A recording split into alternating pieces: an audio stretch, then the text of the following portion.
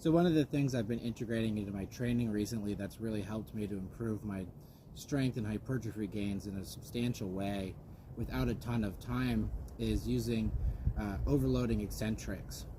One of the things I like about calisthenics is it's one of the best training modalities to take advantage of the eccentric motion, which is the part of any exercise when you're lowering your weight against resistance.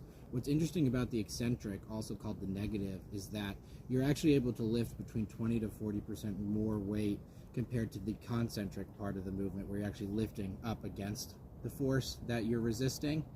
And so what that allows you to do is you can essentially use a heavier progression than you would be strong enough to do for the entire range of motion, and you're able to train at a higher intensity overall, which then obviously helps you build that top end maximal strength, and it also helps train your body for when you're strong enough to do the entire motion.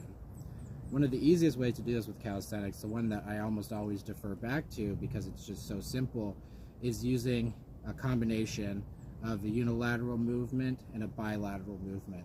So essentially what I'm doing is, in the eccentric, the harder part, I'm loading as much weight as possible on a single limb, lowering down under that weight, and then I'm resetting to the easier bilateral version so that I can put myself back up without actually using that much energy pushing myself back up.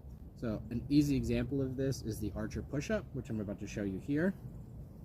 So as you can see, I'm starting with a unilateral eccentric, which is this. I'm just lowering against gravity to get to the bottom, reset. And that way I can devote as much energy as possible to just the eccentric without wearing myself out on the other ones. So keep in mind, this is a really intense way to train. It's not going to be something that you can do for high repetitions and high volume. What I like to do is I'll basically do a single set of between 1 to 10 repetitions. The reason being that by the time you're able to do 10 high quality eccentrics, you can probably get away with at least 1 or 2 of the full version with the concentric plus the eccentric. And so at that point you may as well progress to the full exercise while adding a harder variation with the eccentric. So it's a great way to do kind of the next level up in terms of any exercise progression.